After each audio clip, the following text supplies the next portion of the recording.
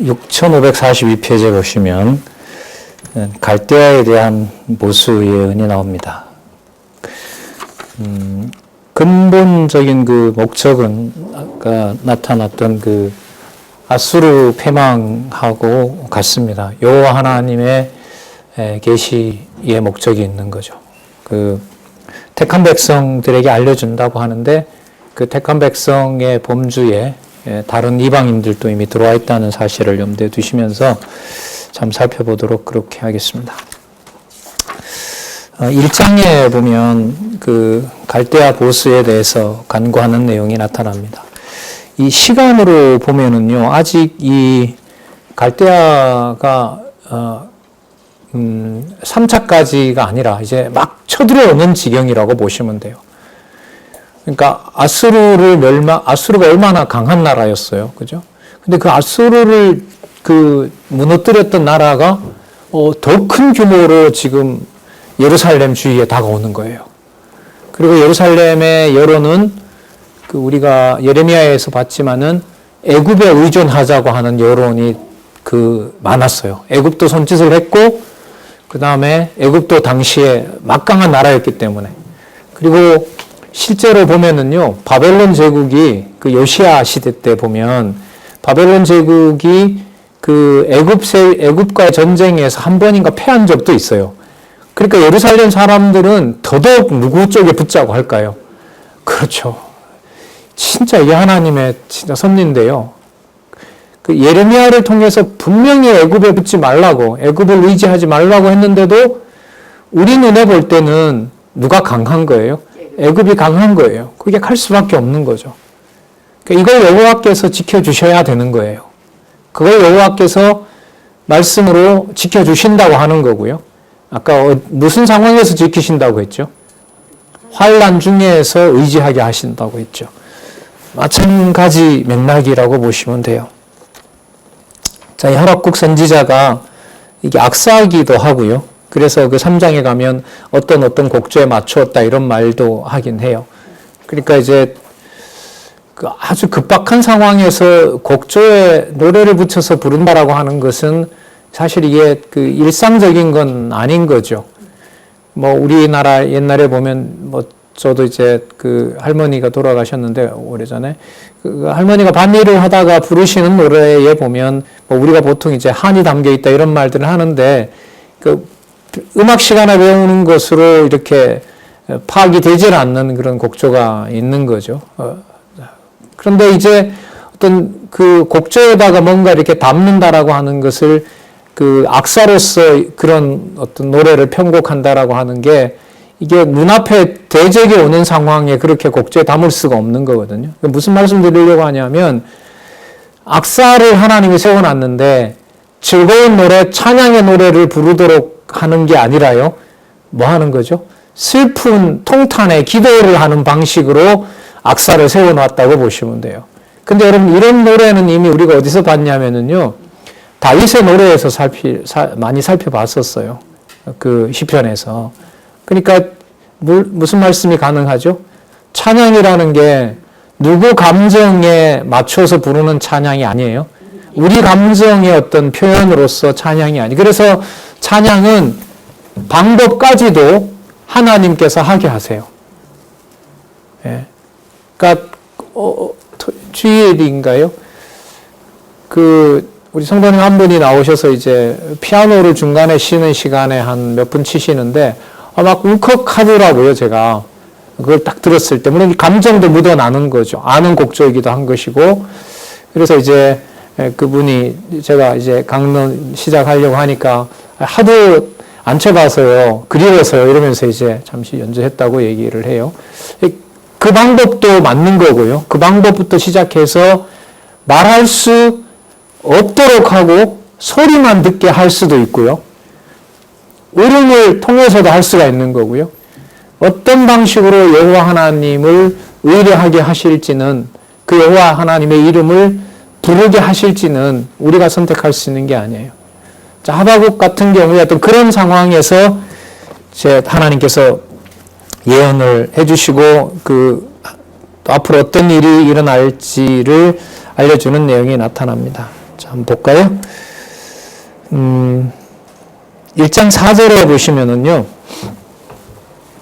1장 4절에 이러므로 율법이 해이하고 공의가 아주 시행되지 못하오니 이는 악인이 의인을 에워쌌으므로 공의가 굽게 행함이니이다. 이제 바벨론이 침략해 왔죠. 그리고 그 잘 아시는 것처럼 여호야긴 시드기야 시대 때 이 왕들이 예레미야 선지자를 보냈을 때 말씀을 들어요, 안 들어요? 듣지 않지요. 그리고 애굽으로 가려고 얘기를 하고 그 상황에 이제 눈앞에 착착 이제 바벨론 군대가 다가오는 거예요. 그 무서운 아수르를 무찌른 바벨론 군대가 오는 거죠. 하나님 약속을 하셨는데 이거 어떻게 되는 겁니까? 그러면 여러분 이게 아까 나홈 얘기 말씀이 들어오면 맞는 거죠. 선한 일을 하시는 일이고 그 일은 환난 중에서 뭐 한다? 의뢰하게 할 것이다. 연결되는 거죠. 이렇게 보면. 그러므로 그 일들이 여호와의 이름을 부르게 하고 여호와의 이름을 함께 부르게 하는 여호와의 섭리이다. 이게 여러분 이제 하바국에서 여기 스바냐까지 이어지는 아주 중요한 흐름입니다. 이제 후반부에 약속과 관련된 내용이 나오겠죠. 이걸 누가 했는지 여기 나오죠. 5절에 보면 여호와께서 가라사대 너희는 열국을 보고 또 보고 놀라고 또 놀랄지어다. 놀라고 있습니다라고 얘기했더니 하나님 놀라지 말라 이렇게 얘기해야 되잖아요. 근데 여호와께서 뭐라 그래요? 두 눈 똑바로 뜨고 쳐들어오는 걸 보라는 거예요. 그리고 또 뭐예요? 놀라고 또 놀라래요. 그러니까 누가 놀라게 하죠? 놀라는 건 내가 하죠. 여호와가 놀라게 하고 내가 놀라고 온가요? 아니에요. 이게 아니에요. 이게 여호와의 이름을 의뢰하게 하는 과정인 겁니다. 너희 생전에 누가 한 일을? 내가 한 일을 행할 것이라. 혹이 누군가가 너희에게 고할지라도 너희가 믿지 아니하리라. 여호와가 행하신다고 해도 믿는다 안 믿는다? 안 믿어요. 그래서 여호와를 더 버리게 돼요. 여러분 이게 참 재밌는 게요. 재밌는 게 아니라 이건 참 엄격한 건데 대적이 오는 걸 보고 야 저기 대적이 온다. 그러니까 더 누구를 의지하자. 여호와를 의지하자 이러면 통상 뭐 할 것 같아요? 믿을 것 같잖아요. 여호와 의지하자고 하니까. 또 여호와께서 그렇게 알려주기도 했으니까. 그런데 그렇지 않고요. 지금 이 상황에서 여호와 찾게 생겼느냐 이렇게 얘기하죠. 야 지금 이 상황에 내가 말씀 듣게 생겼냐? 너가 내 경우 한번 대봐라.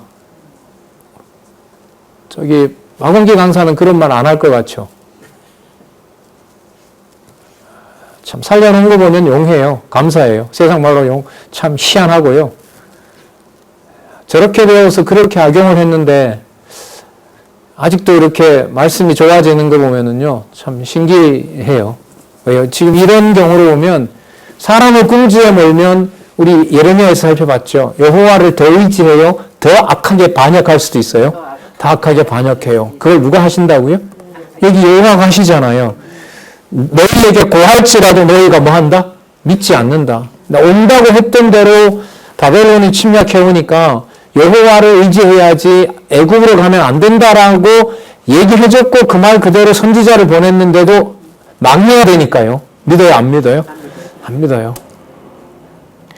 진짜 여러분 인간적으로 말하면 극단까지 가는 거죠. 그 인간이 할 수 없는 상황까지 할 수 없는 정도가 아니라 진짜 괴성을 지를 때까지 이런 거냐라고 지를 때까지 여호와는 몰아가세요.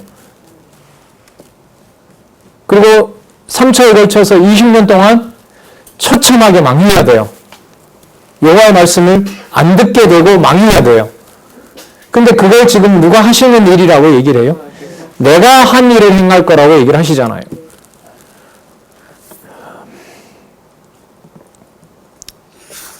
(6절) 볼까요? 보라 내가 사납고 성급한 백성 곧 땅의 넓은 곳으로 다니며 자기 소유 아닌 거할 곳들을 점령하는 갈대아 사람을 일으켰다. 누가요? 내가 일으켰다는 거죠. 그러면 아수르도 마찬가지죠. 아까 누가 하셨다 그랬죠? 그럼 맞아요. 아수르든 바벨론이든 그걸 보는 유다에게든 누구를 알려주려는 게 목적이 맞아요. 그게 여러분 역사 섭리예요. 교회 섭리, 교회 역사 섭리도 너무 당연하겠죠. 그 성경의 바탕이 되질 않으면 교회사를 읽으면 상처받아요. 모르고 그냥 지나가고 더 많이 알고 싶은 내용들이 없었으면 좋겠다는 생각도 들어요. 하나님의 교회인데 교회를 이런 식으로 다루냐? 이건 아니지 않느냐? 이런 생각이 몰려오기 때문에 주는 정보를 받아낼 능력이 없어져요. 우리나라 교회사가 그렇고요. 그 다음에 각 가정, 교회부터 시작해서 각자 여러분들이 연결시키도록 해놓은 교회들의 관계도 마찬가지라고 봐요. 그게 온전히 깨졌을 때 여호와의 이름을 완전히 깨졌을 때 여호와의 이름을 의리하게 한다는 것이 여호와의 주권성입니다. 진짜 그때 안 잡아주면은 많이 오래 가야겠죠. 그리고 여호와를 부정할 수도 있고요. 부인할 수도 있고. 예수님 비유 가운데 나오죠. 잘 자라도 세상 염려와 재리 가운데 묶어놔 버리면 이게 다 무슨 소용 있냐라는 말 나오면 한참 가야 되지 않겠어요?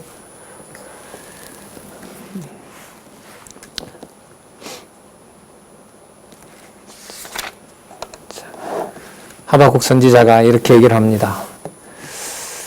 1장 12절에 한번 보시면은요. 선지자가 가로되 여호와 나의 하나님이여 나의 거룩하신 자시여 주께서는 만세전부터 계시지 아니하시나이까. 만세전에 우리를 택하지 않았습니까? 이런 의미가 들어가는 거죠.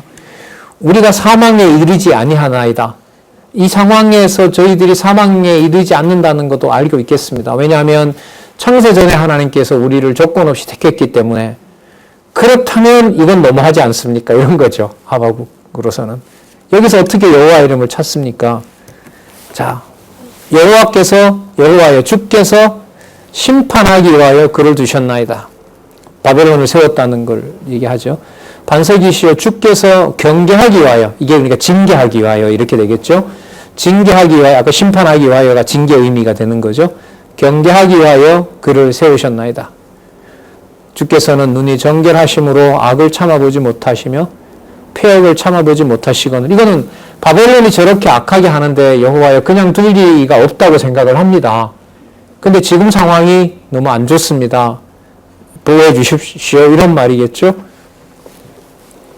어찌하여 괴율한 자들을 방관하시며 악인이 자기보다 의로운 사람을 삼키되 잠잠하고 계십니까? 그러니까 여러분 아까 이제 12절부터 얘기했던 내용들은 결국 머리로 있는 거고요. 지금 상황은 뭐예요? 괴율한 자, 사기치는 자들을 방관하고 있고 악인이 의인을 삼키고 있는데도 여호와가 뭐 한다? 잠잠한다. 근데 여러분 이렇게 한다고 아까 여호와께서 이미 뭐라고 하셨어요? 너희에게 고할지라도 아까 5절에 너희에게 고할지라도 너희가 믿는다 안 믿는다? 안 믿는다고 했던 일이 하박국의 입에서 올려진 거예요. 그리고 하박국으로서는 악인이 의인을 묘하고 있는데 거룩하신 자인 여호와께서 창세전에 우리를 택했는데 이렇게 멸하시면 안 되는 거 아닙니까? 라고 간구하게 하는 거죠. 그 간구하게 한다는 게 여러분 문제를 해결해 달라는 것이 목적이 있을까요? 아니면 여호와 하나님을 찾게 한다는데 더 근본적인 의미가 있을까요? 후자에다 맞추셔야 돼요. 이 선지서는 좀 강심장이어야 되죠. 오로지 여호와의 지식을 알려주는 것 이외에는 맞추면은 이 선지서는 해석이 되질 않아요.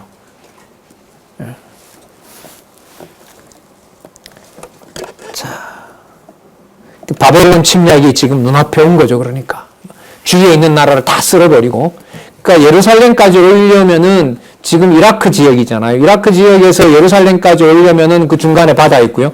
이렇게 돌아가지고 내려와야 되니까 오는 길에 무슨 잔인한 짓을 했는지를 어떻게 할까? 다 소문이 나서 아는 거죠.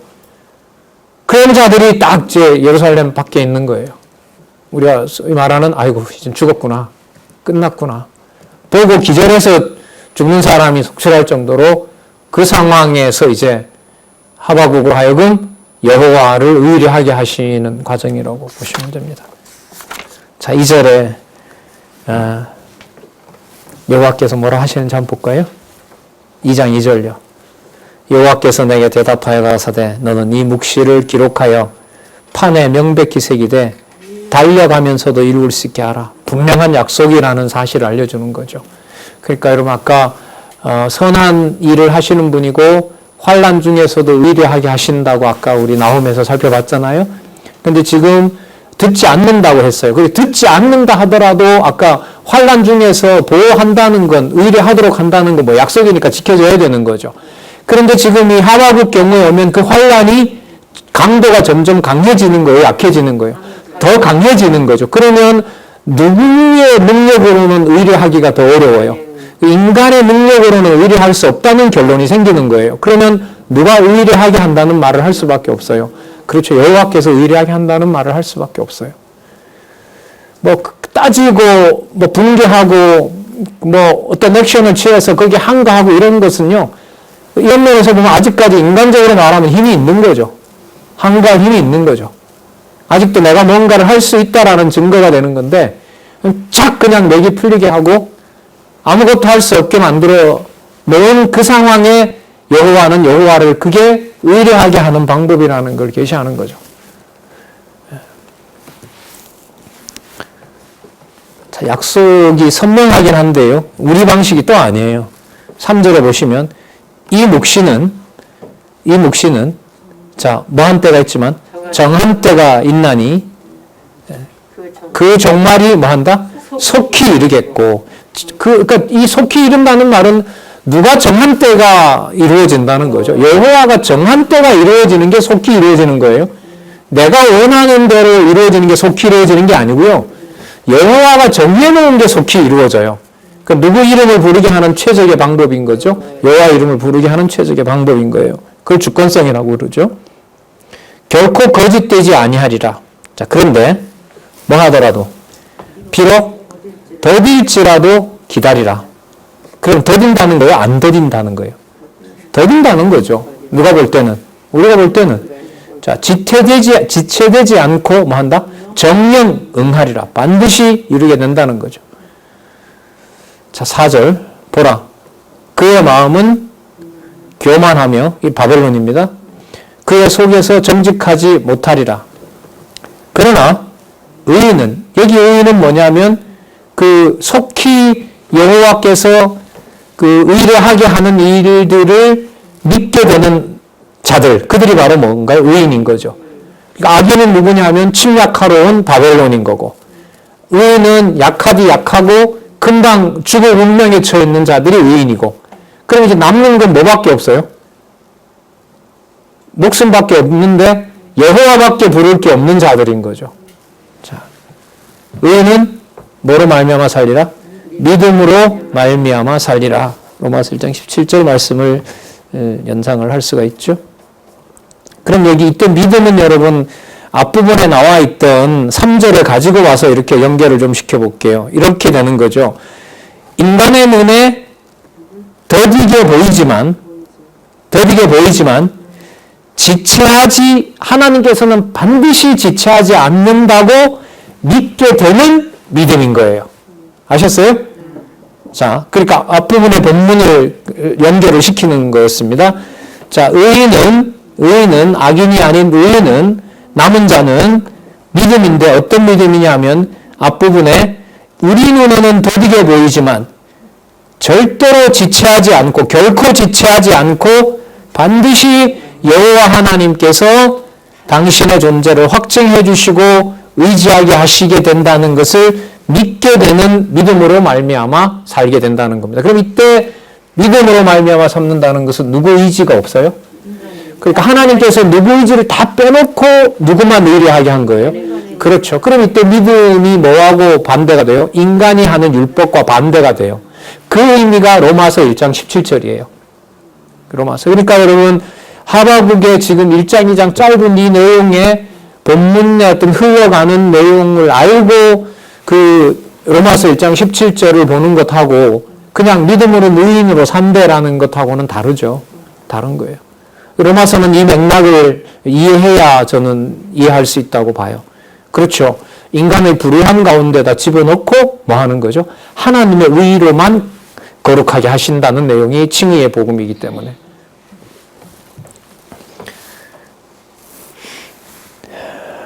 자, 바벨론에 대해서 이렇게 말씀하시죠. 8절에 내가 여러 나라를 노략하였으므로 그 모든 민족의 남은 자가 너를 노략하리니 이는 내가 사람의 피를 흘렸으며 또한 땅의 성읍에 그 안에 모든 거민에게 강포를 행하였습니다. 자, 여러분 이제 시작하는데 이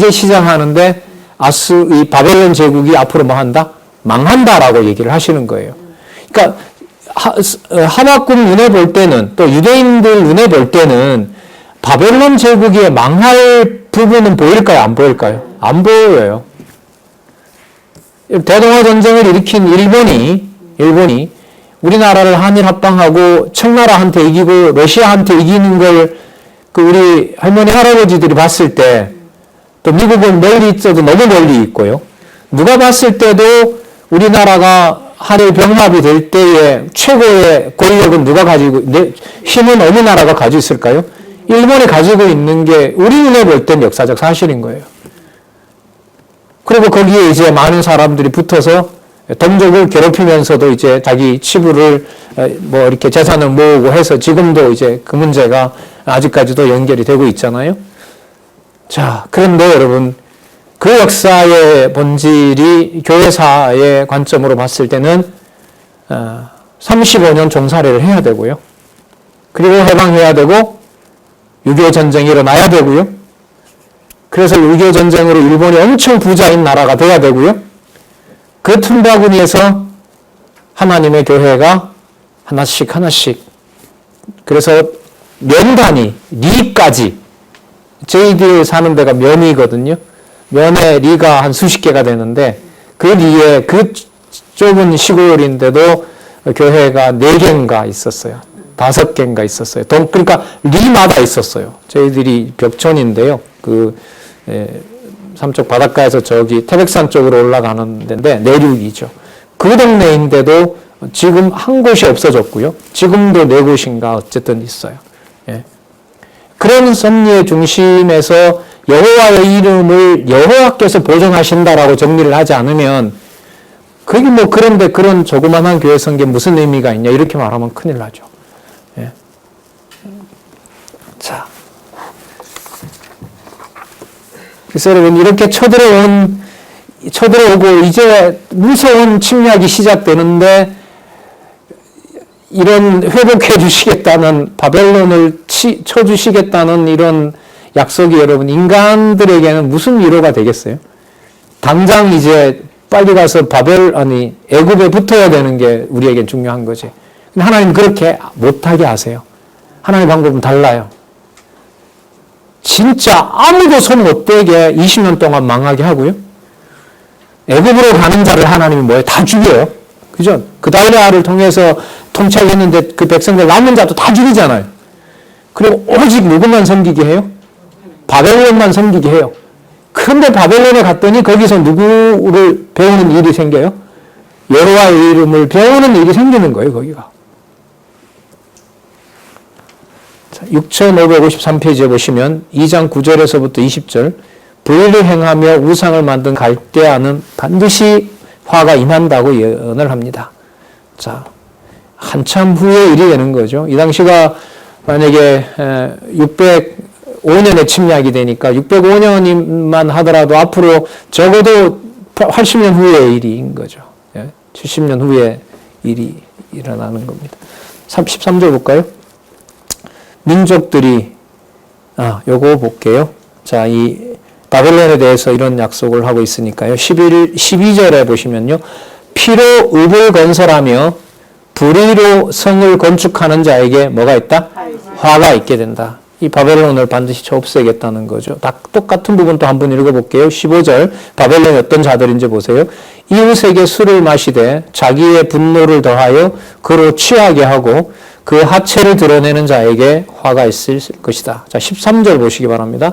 민족들이 불탈 것으로 수고하는 것과 열국이 헛된 일로 곤비하게 되는 것이 누구로 말미암았다고요? 만군의 여호와께로서 말미암았다. 제국들이 일어났다 패하고 왜 그렇게 하느냐? 만군의 여호와가 살아계신 증거라는 거죠. 14절 대저 물이 바다를 덮군 같이 여호와의 영광을 인정하는 것이 세상에 가득하리라. 그러면 전쟁을 통해서 세계를 그냥 들썩이게 하고 세계의 절반이 전쟁 가운데 하고 대전이라고 그러잖아요. 세계 대전. 그런 전쟁이 일어나게 하는 것이 뭐가 덮이는 일이라고요? 여호와의 영광을 인정하는 것이 세상에 가득하게 하시는 하나님의 방법이에요. 그럼 여러분 이게 하나의 방향으로 초점을 좀 맞추면은요. 누구의 이름을 어디에 다 알리겠다는 거죠? 여호와의 이름을 세상에 다 알리겠다는 것이 세상 전쟁이에요. 사람 죽는 것밖에 돌아오는 게 없는 전쟁인데 그게 여호와의 영광을 위한다는 거죠. 그럼 한 나라가 인간적으로 보면 침략을 받았으면 가만히 있습니까? 키워서 또 칩니까? 키워서 또 치죠. 그게 계속 이제 반복되는 것이잖아요. 그러니까 인류의 역사 이래 역사적 기록을 가지고 있는 역사의 기록으로 보면 3일에 한 번씩 전쟁이 있었다 그러잖아요. 그 전쟁의 역사죠. 인류 역사라는 게. 근데 이걸 지금 하바국에서 여호와께서 하바국에게 깨닫게 하는 건 뭐냐면 여호와의 영광을 인정하는 것이 세상에 꽉 차게 하려고 인류 역사를 무슨 역사로? 전쟁 역사로 섭리했다는 거예요. 여러분 이게 정리한다고 믿어지겠어요? 안 믿어져요. 우리가 쉽게 역사관을 정립한다라고 하지만은 역사관 정립의 바탕은 성경이고요. 그 성경을 통해서 이런 하나님에 대한 정확한 지식이 전달되지 않으면은 역사관 정립은 시도하는 것 자체가 벌써 걸려 넘어집니다. 이런 신이면 어떻게 믿느냐라는 말이 나올 수밖에 없죠. 자, 이걸 염두에 두시고 이게 아주 중요한 구절입니다. 12절, 13절이 나옴에서부터 지금 연결되는 이 제국들의 패망의, 흥망의 역사의 본질이라고 할 수가 있습니다. 19절 한번 보시기 바랍니다. 그 우상을 섬기는 바벨론에 대해서 나무더러 깨라 하며 말하지 못하는 돌더러 일어나라 하는 자에게 화했을진저. 자, 그러면 뭐냐면 우상을 없애버리면서 누구 이름을 알려주겠다는 거죠? 여호와 이름 알려주겠다는 거죠. 20절. 오직 여호와는 그 성전에 계시니, 여호와 이름을 둔 곳이 여러분 예루살렘 성전이잖아요. 그 성전에 계시니 온 천하는 그 앞에서 뭐 한다? 예, 이게 여러분 몇 절하고 연관을 시키냐 하면 14절하고요 20절을 이렇게 한번 연관을 시켜보세요. 하나님께서 전쟁 역사를 왜 섭리하는지를 14절에서 20절하고 연관을 시키면 이렇게 되겠죠. 여호와의 영광을 인정하는 것이 세상에 가득 차도록 하기 위하여 여호와께서 모든 전쟁을 섭리하시고 예루살렘에 준 바로 그 이름 여호와가 이 온 천하를 다스리는 왕이 되신다. 그러므로 이방의 대적들은 어디를 와서 누구를 만나게 될 것이다. 일부는 남은 자는 예루살렘에 와서 성전에 와서 여호와 앞에서 이방신을 섬기던 입을 닫고 누구 앞에 와서 무릎을 꿇게 된다. 여호와 앞에서 무릎을 꿇게 된다. 그럼 이게 여러분 사무엘이나 열왕기에는 안 나오잖아요. 이런 게. 그러면 역대기에 나타나는 아담이 모든 걸 통치한다고 했던 언약을 그리스도가 받아서 온 세상이 그 요한복음에 있는 대로요. 세상이 영생의 주이신 그리스도를 믿고 아버지께 영광을 돌리도록 하는 일들을 지금 선지서에서 준비하고 있는 거죠. 자, 이 내용의 다른 부분들이 상당 부분들은 굉장히 비참하고 무서운 역사예요. 나홈 하박국 같은 경우에. 그런데 딱 핵심은 하나로 딱 모아져요. 누구의 이름을 알려주겠다? 여호와 이름을 알려주겠다. 여기에 맞춰져요. 그래서 여러분 20절을 이렇게 정리를 할게요. 그래서 여호와의 성전에 있는 여호와의 이름을 이방도 부르게 하는 준비를 지금 나홈에서부터 하박국 지금 하고 있죠. 자, 그런 의미에서 연결을 좀 시켜보면요. 바로 20절 같은 경우가 학개, 스가랴, 말라기의 배경이 된다. 그러면 연결이 돼요.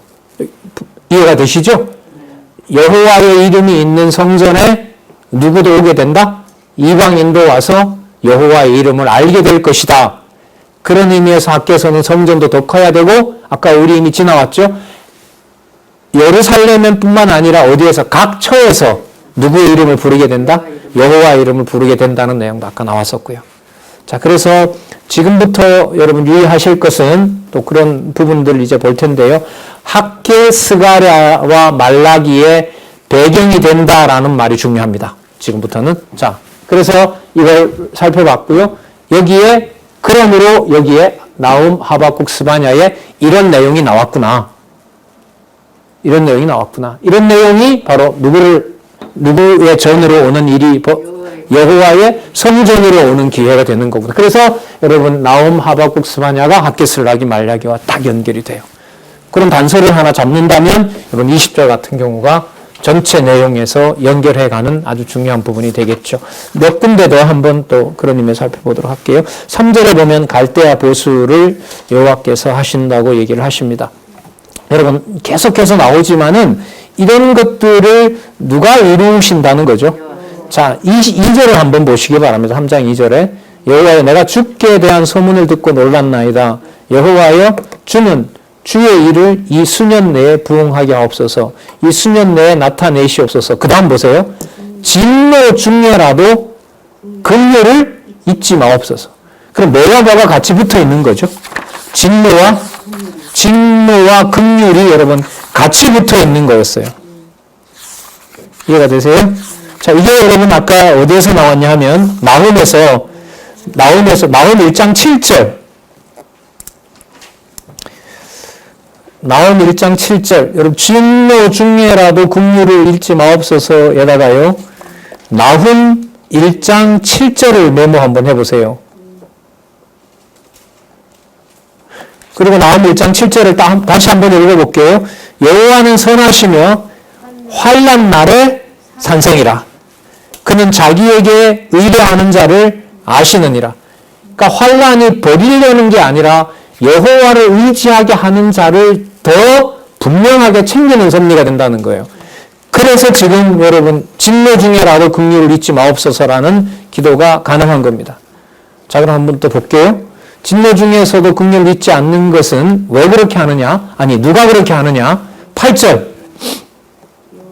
여호와여 주께서 말을 타시며 구원의 병거를 모으시오니 하수를 분이 여기심이니까 강을 노여하심이니까 바다를 대하여 성내심이니까. 맞죠? 여호와께서 왕이 되시는 분이니까. 9절. 주께서 활을 꺼내시고 화살을 바로 발하셨습니다. 주께서 하수들로 땅을 쪼개셨나이다. 고레스가 와서 페르시아 제국이 바벨론을 보수하는 게 아니에요. 누가 하신다 그러죠? 그러면 여러분 아수르, 바벨론, 그 다음에 페르시아 제국으로 이어지는 제국의 기록의 역사가 소선지서에서는 분명하죠. 누구의 존재를 알리는 겁니까? 여호와의 존재를 알려주는 것에 분명히 있는 거고요. 방식은 뭐 중에서 뭐예요? 아까 진노 중에서 긍휼인 거고요. 환난 중에서도 뭔가요? 환난 중에서도 그렇죠. 환난 중에서도 보호하시는 방법으로 여호와께서 하신다고 생각하시면 됩니다. 자, 그 내용들이 이제 학개, 스가랴, 말라기에서 여호와 하나님의 성전을 여호와 하나님의 방법으로 세워나가는 것에서 이제 더 확증이 되는 거예요. 그러니까 그 성전은 더 적다 하더라도 의미로 보면 더 중요한 거예요. 누구도 봐야 되니까. 세상 모든 곳에 하나님의 백성들이 여호와의 이름을 봐야 되니까 유대인들에게 맡겨서 관리할 일이 아닌 거예요. 누가 관리하셔야 돼요? 그래서 지금 여호와께서 나라도 당신이 다 관리하고 제국들도 다 여호와께서 하신다고 하는 이유가 여기 있습니다. 그것에 여러분 총 집결된 여러분 그 바로 뭐 곳이라고 해야겠죠. 그게 바로 하늘나라 그리고 하나님의 교회라 이렇게 보시면 정확합니다. 자, 3장 10절에서부터 19절에 보면은요. 과거에 행하신 권능을 의지하고 힘차게 살 것을 찬양한다는 얘기가 나오는데요. 여러분 그러면 여호와께서는 여호와의 이름 빼고는 바벨론에게도 사실 이 성전이 불타고 성전 기명이 다 사실 나중에 그 약탈당해서 가잖아요. 그 약탈당하는 것도 아까 진노 중에서 뭐 하는 겁니까? 긍휼을 베푸시는 과정입니다. 그러니까 뭐만 남겨놓는다는 게 이미 구약에 나타났어요. 여호와의 이름만 남겨놓는다는 게 확실하고요. 그걸 누구의 방법으로? 여호와의 방법으로 남겨놓는다는 것도 확실해졌어요. 그래서 모든 게 다 없어도 돼요. 아니, 없어도 돼요가 아니라, 죄송합니다. 모든 것을 다 없애요. 뭐만 남기고? 여호와 이름만 남기고. 볼까요? 그게 그 유명한 이 구절입니다. 참 많이 외우고 했는데 3장 17절입니다. 비록 무화과 나무가 무성치 못하며 포도나무에 열매가 없으며 감람나무에 소출이 없으며 밭에 식물이 없으며 우리의 양이 없으며 외양간에 소가 없을지 다 약탈당해도 18절 나는 여호와를 인하여 즐거워하며 나의 구원의 하나님을 인하여 기뻐하리라. 왜냐하면 주 여호와는 나의 힘이시기 때문에 그렇다. 그러면 나홈에서부터 하박국까지의 제국의 등장 이유가 있네요. 누구 이름만 남겨놓는 거. 여호와 이름 남겨놓는다는 게 맞죠. 그럼 여호와 이름을 남겨놓는데 그곳이 단지 유다가 아니라 세상 모두가 되고요. 남아있는 자들에게 그들이 누구 이름을 보게 오게 되죠. 보존해 주신 여호와의 이름을 보존된 여호와 이름을 보러 오도록 하기 위한 일들이 마무리가 되면서 학개 스가랴 말라기에서 더 큰 성전, 이때 더 크다라는 말은 여호와의 영광이 이방에도 더 멀리 전파되도록 하도록 하는 일들이 말라기에서 완결이 되는 겁니다. 그때 선지자가 먼저 오고 그 다음에 메시아가 오게 되는 겁니다. 자, 하나 그 번역 사실을 하나 알려드릴게요. 3장 10절에서부터 19절에 보면 여러분 주라는 말이 계속 나오죠. 10절에도 주, 11절에도 주, 12절에도 주 나오죠. 19절에 보면 주 여호와 나오죠. 19절. 여러분 19절 주는 그야말로 고유한 명칭인데 이게 아도나이라는 거예요. 아도나이, 여호와 이런 말이거든요. 아도나이라는 말은 뭐냐면 모든 만물을 다스리는 통치자라는 의미예요. 지금도 이스라엘 사람들이 여호와라는 이름을 함부로 못 부르기 때문에 여호와라는 이름이 나오면 아도나이라고 해요. 아도나이. 자, 19절에 있는 주 여호와의 주를 빼고요. 10절에서부터 18절에 나오는 주는 전부 여호와로 바꿔야 됩니다. 이 번역 잘못했어요. 왜냐하면 이 주어가 어디에서 시작되냐 하면 3장 2절에 보면 누구 이름이 나오죠? 여호와여라는 말이 나오죠? 3장 2절에. 그 여호와의 주어가 계속 이어지는 거예요. 그러니까 이 하박국 3장에는 누구 이름으로 모든 문장이 다 되어 있어요. 그렇게 되어 있어요. 그래서 좀 우리가 여호와 이름을 중요하게 여기기 때문에 3장 10절에서부터 18절에는 여호와가 나오고요. 15절까지 나타난 주는 전부 뭐로 바꿔라? 여호와로 다 바꿔야 돼요. 이게 사본에는 없는데 동사를 보고 주어를 맞췄는데 이걸 주라고 해버렸어요. 아니요. 제가 볼 때는 앞부분에 여호와가 나왔기 때문에 여기 있는 건 전부 뭐로? 여호와로. 자, 그러면 더 분명해지죠. 아, 제국의 제국이 서고 제국이 무너지고 그 과정에 환란과 그 다음에 무서운 진노가 있지만은 누구 이름을 보존하는 방법이다? 여호와 이름을 여호와께서 진노 중에서도 긍휼을 베푸시는 바로 여호와의 섭리이다. 이걸 우리가 확실하게 확인할 수가 있습니다. 자, 그러면 여호와 이름밖에 안 남았죠, 이제. 자, 그리고 아닙니다. 그래서라고 할까요? 그래서 세상 모든 걸 다 없어요. 다르게 말씀드릴까요? 세상 모든 걸 다 없애도 돼요. 왜? 누구 이름을 보존한다고 했으니까. 예. 그게 여러분 스바냐예요. 스바냐예요. 그러면 나머지 모든 것들을 멸하지 않고 놔두는 것은 세상 모든 것들이 누구 이름을 부를 준비가 됐기 때문에 그럴까요? 그게 예수님 오시는 배경이에요. 그래서 여러분 에베소서에 가면 세상 이외에 뭐가 있고 교회가 있고 세상 이외에 교회가 있고 교회의 머리는 누구라? 그리스도라. 그런 말씀이 여러분 1장 20절인가요? 거기 보면 나와요. 에베소서에 나와요. 그걸 지금 다 우리 흔히 하는 말로 다 세팅을 이렇게 다 해놓으신 거예요. 모든 준비를 다 완벽하게 해놓으신 거예요. 자, 그러면 스바냐에서 남겨진 여호와의 이름만 남기고 모든 걸 다 끝낸다는 부분들을 자, 한번 또 찾아보도록 그렇게 하겠습니다. 그래서 여러분 무섭게 좀 시작하죠. 1장 2절에 보면. 1장 2절에 보면 여호와께서 가라사대 내가 지면에서 자 이렇게 앞부분하고 연결시켜 볼게요. 아수르와 바벨론뿐만 아니라 모든 것을 말이라 진멸하리라. 왜 진멸한다고요? 여호와 이름만 남겨놓으려고.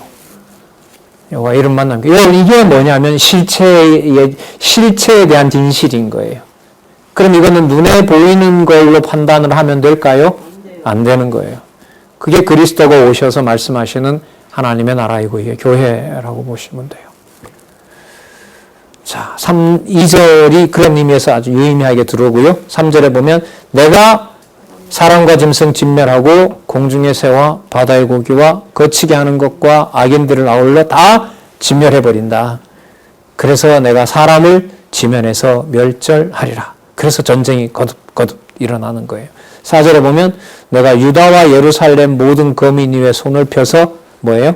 바알에 남아있는 것을 그곳에서 멸해버립니다. 왜? 누구 이름만 남겨야 되니까. 여호와 이름만 남겨야 되니까. 그럼 여기 당장 시작할 때 보면 유다와 예루살렘뿐만 아니라 유다와 예루살렘이 망하죠. 그리고 바알을 없애려면 바알의 본거지인 어디를 쳐야 돼요? 바벨론을 쳐서 모든 걸 다 없애버려야 되죠. 그래서 모두 대상이 심판의 대상이 되는 겁니다. 7절에 보면은요.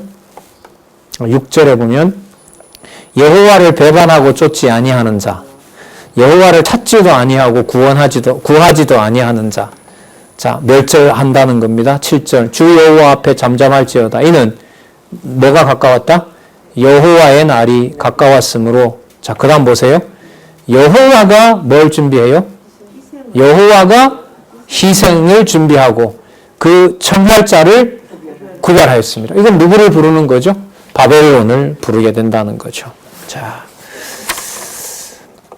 그 바벨론을 불러서 어떻게 하냐면 여호와의 희생을 준비하고 그 다음에 청할자를 구별해서 데리고 와서 전부 다 이제 없애겠다는 얘기를 여기서 약속을 하고 있는 겁니다.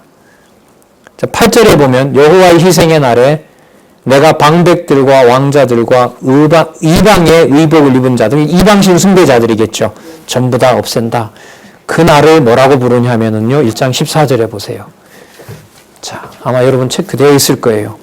여호와의 큰 날, 여호와의 날, 15절 분노의 날, 환난과 고통의 날, 황폐와 폐괴의 날, 15절 중간에 캄캄하고 어두운 날, 구름과 흑암의 날, 나팔을 불어 경고하고 견고한 성읍을 쳐서 높은 망대를 치는 날, 18절 여호와의 분노의 날, 18절 중간에 여호와의 질투의 불. 자, 이는 여호와가 이 땅 거민을 놀라게 멸절할 것들입니다. 자, 이게 왜 이러한 진노가 분명하다는 걸 얘기한다고요? 누구 이름만? 여호와 이름만. 왜 그렇게 깨끗하게 만들어야만 오늘 많이 들어가네요. 뭐가 제대로 회복되니까? 제사가 회복되니까. 그러니까 더러운 이방까지도 보수 공사를 해야 되니까 얼마나 때를 많이 벗겨야 되겠어요. 예. 바알까지 다 없애야 되니까. 그래서 무서운 전쟁이 무슨 일이 된다? 청소하는 일이 되는 거예요. 무엇을 청소하죠? 이방의 잡것들을, 더러운 것들을 전부 다 청소하는 일이 바로 이 일이라고 보시면 돼요. 그러니까 전쟁은 이런 면에서 매우 중요한 의미가 있죠. 교회사와 전쟁사를 성경의 바탕을 두고 공부하는 것도 매우 흥미로운 일이긴 해요. 자, 그럼 2장에 보시면 경고대로 블레셋 해변이 여기 당장 나오네요. 경고대로 블레셋 해변이 뭐가 된다고요? 유다의 목축장이 돼요. 그럼 유다도 어디 가서 살게 된다는 거죠? 이방 땅에 가서 살게 된다는 거죠. 그런데 그 사는 땅을 더럽다고 할 수가 있어요? 없는 거죠. 그럼 이방 땅도 뭐가 돼요? 거룩한 땅이 된다는 겁니다. 자, 2장 3절에 보시면은요. 여호와의 규례를 지키는 세상의 모든 겸손한 자들아, 너희는 여호와를 찾으며 공의와 겸손을 구하라. 그러니까 아까 여호와의 진노의 날이 꽉 차잖아요. 그죠? 그리고 임박해오고 하는데 지금 3절에 보면 누가 있는 거냐 하면, 누가 남아있냐 하면요. 여호와의 규례를 지키는 세상의 모든 겸손한 자들이 있는 거예요. 그러니까 전부 다 썩은 줄 알았는데 그 가운데 뭐가 있어요? 겸손한 자를 하나님이 남겨놓는다는 거죠. 그래서 어떻게 되냐 하면 블레셋에 가서도 생활하게 한다는 겁니다. 6절에 보면 해변은 초장이 되어 목자의 음과 양터의 우리가 거기 있을 것이며 그 지경은 유다 족속의 남은 자에게로 돌아갈지니라. 그들이 거기서 양떼를 먹이고 저녁에는 아스글론 집들에 누우리니 이는 그들의 하나님 여호와가 그들을 권고하여 그 사로잡힘을 돌이킬 것입니다. 아직 시작도 하지 않은 전쟁이지만은 돌아와서 나중에 블레셋하고도 서로 연관이 되는 그런 곳으로, 그리고 이 동네가 좁으니까 어디까지? 블레셋 땅까지 거주지가 된다는 얘기가 여기에서 나옵니다. 그 결과는 놀라운 결과가 생깁니다. 2장 11절. 자, 이게 또한, 자, 말씀 보고 할게요. 11절. 여호와가 그들에게 두렵게 되어서 세상의 모든 신을 세진케 하리니, 그럼 전쟁의 목적이 어디에 있냐면 세상의 우상들을 없애려고. 이방의 모든 흑인 사람들이 각각 자기 처소에서 뭐한다? 여호와께 경배하게 된다. 또한 그런 의미에서 11절이 뭐가 되느냐? 학계 스가랴 말라기의 배경이 되는 겁니다. 아까 어디 또 메모했죠? 그러니까 여러분 복습하실 거니까 꼭 챙겨 놓으시기 바랍니다. 통일성이에요, 이제는.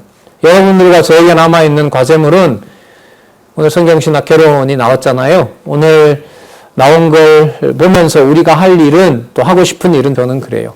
성경 본문에 하나도 남기지 않고 모두가 여호와 하나님의 존재를 확증하는 계시의 말씀이다라는 걸 공부하는 게 남는 일이라고 봐요. 그게 바탕이 되어야 저런 어떤 책 출간에 대해서도 우리가 함께 또 그 책도 같이 활용할 수가 있는 거기 때문에 더 성경을 열심히 공부하셨으면 좋겠어요. 자, 15절. 이는 기쁜 성이라 염려 없이 거하며 심중에 이르기를, 이거는 이제 비판하는 거예요. 오직 나만 있고 나 외에 다른 이가 없다. 이렇게 교만했던 곳을 여호와께서 어떻게 한다? 다 없애버린다. 그런 의미에서 이제 2장 내용이고요. 자, 3장에 가서 보시면 유다의 회복에 대한 내용이 나옵니다. 여러분, 유다 회복은 이미 누가 들어와 있다고 아까 얘기를 했죠? 이방인이 들어와 있다고 얘기를 했죠? 이방인이 들어와 있다고 얘기를 했어요. 이 3장 내용이 나훔, 하박국, 스바냐의 결론이기도 하고요. 제가 지금 이렇게 미리 공부한 부분에 보면 좀 중요해요. 약간 그 결론적인 성격이 강해요. 그러니까 나훔에서부터 하박국 우리 살펴봤었잖아요. 아수르와 갈대아의 누구 이름만 남기는 전쟁, 여호와 이름만 남기는 전쟁. 그건 모든 열방에게도 똑같이 그렇게 한다고 했죠. 그러니까 세계가 막 전쟁의 소용돌이 속에 휩싸이는 거예요. 그러니까 다니엘의 예언했던 내용하고는 의미가 달라요. 다니엘에 보면 한때, 두때, 반때까지 승리를 위해서 한 거지만 지금 여기 나훔, 하박국, 스바냐는 이방에 있는 모든 나라들을 하나님이 전쟁을 시켜야만 돼요. 이방에 이것저것에 숨어있는 것들 다 드러냅니다. 그리고 우상들을 다 없애버려요. 그리고 그 자들 중에 누구 이름을 의지하는 자, 여호와의 이름을 의지하는 자를 남겨놓아요. 그리고 거듭되는 전쟁을 통해서 우상이라든지 여호와 이름 위에 높아진 거는 뭐예요? 다 없어요. 그게 여러분 열국의 전쟁이라고 보시면 돼요. 그게 이미 다니엘서에는 이미 그리스도 오실 때까지도 약속이 되어 있죠. 그 모든 전쟁들을 우리가 배경으로 해서 살펴보게 된다면은 그 모든 전쟁은 이 세상에 여호와의 이름을 전해줄 준비를 하시는 그야말로 청소 시간인 거예요. 깔끔하게 모든 걸 다 없애놓고 이제 온전히 여호와의 이름만 이제 이 세상에서 전파되도록 하는, 그게 여러분 여호와의 이름으로 누가 오는 거죠? 여호와의 이름으로 하나님 아버지의 아들 바로 성육신 하신 그리스도가 이 땅에 오시게 되는 준비가 바로 나훔, 하박국, 스바냐예요. 그가 와서 하는 일이 뭐죠? 바로 하나님이 성전을 어느 곳에 있든지 그곳에서 바로 짓도록 하는 일들을 준비하는 겁니다. 그래서 3장 내용은요, 지금 시간상 다 못할 것 같아요. 근데 좀 괜찮은 것 같아요. 다음에 3장을 보면은요, 제1절에 해당하지요. 호세아, 요엘, 아모스, 그 다음에 요나, 그 다음에 오바댜, 그 다음에 미가. 이 6권의 내용들로 진입해 가는데, 이렇게 들어가는데, 제가 볼 때는 스바냐 3장이 또 도움이 돼요. 예. 무슨 말인지 아시겠죠? 자, 그렇게 하고, 오늘 하신 것도 확인하시고요. 다음 시간에 3장을 하고, 그 다음에 호세아부터 할 거예요. 그래서 호세아에서부터 그 6 선지자 부광조 패망 시대 예언을 까지 살펴보시면 좋겠습니다. 그래서 다음에는 12권 가져오시면 됩니다. 기도하겠습니다. 하나님 아버지 감사합니다. 도저히 담을 수도 없습니다. 감히 이해한다고도 할 수 없는 이 무한 광대하신 여호와 하나님의 존재와 사역을 이 시간에 감히 이렇게 깨닫고 또한 찬양할 수 있는 마음까지 주셔서 하나님 너무나 감사합니다. 진리의 말씀이 아니었을 때, 또 진리의 말씀이 깨달아지지 않을 때 발생하는 하나님 이 참담하고 견딜 수 없는 하나님 답답함이 있습니다. 우리 진리를 사랑하는 함께 할 수 없지만 곳곳에서 주어지고 맡겨진 사명을 감당하는 많은 주의 동력자들 또 지체들 더 진리 사랑하게 사랑할 수 있도록 보호하여 주시고 그곳에서 여호와 하나님 살아계신 것을 더욱더욱 확증하도록 여호와 하나님 지켜주시고 보호하여 주시옵소서. 감사드리오며 예수님의 이름으로 기도드렸습니다. 아멘.